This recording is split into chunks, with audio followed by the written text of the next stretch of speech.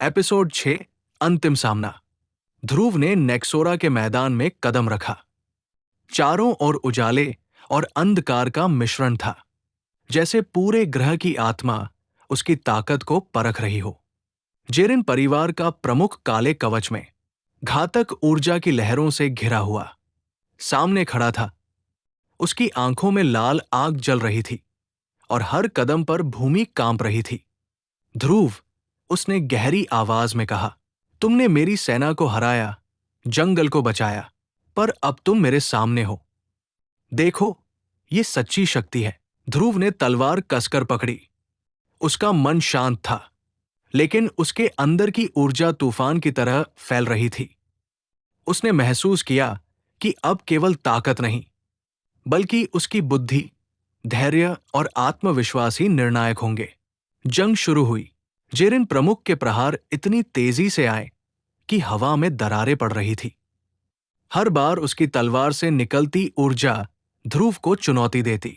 ध्रुव ने हर प्रहार का जवाब अपनी ऊर्जा और तकनीक से दिया, लेकिन जेरिन परिवार का प्रमुख अकेला नहीं था।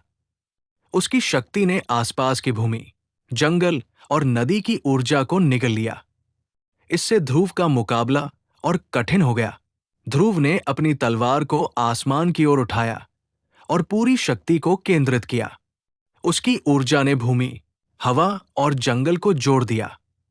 उसके अंदर की शक्ति, उसका साहस और उसकी अनुभव की ताकत अब एक साथ मिली। मैं सुपर योद्धा हूं, ध्रुव ने गर्जना की। तुरंत ही उसकी तलवार से एक प्रचंड ऊर्जा की लहर निकली, जो जेरिन प्रमुख के चारों ओर फैल गई।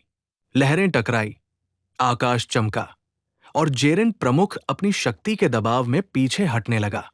ध्रुव ने महसूस किया कि जेरिन की शक्ति केवल ताकत से नहीं, बल्कि अंधेरे और डर से बढ़ रही थी। उसने अपनी ऊर्जा को और भी उजाले में बदल दिया, अपने डर को साहस में बदलते हुए। अंतिम टकराव हुआ। तलवारें टकराईं, बिजली और ऊर्जा की लहरें चारों ओर फैल गई। ध्रुव ने अपने भीतर की पूरी शक्ति का इस्तेमाल किया। जेरिन प्रमुख का अंधकार टूटने लगा। आखिरकार एक प्रचंड विस्फोट हुआ। जेरिन प्रमुख का काले कवच चकनाचूर हो गया और उसकी ऊर्जा नेक्सोरा की हवाओं में घुल गई। जंग खत्म हो गई। ध्रुव ने गहरी सांस ली। उसके चारों ओर जंगल, प्राणी और नेक्सोरा की भूमि सुरक्षित थी। उसने देखा कि अजुरा और प्राणी उसकी ओर मुस्कुरा रहे थे।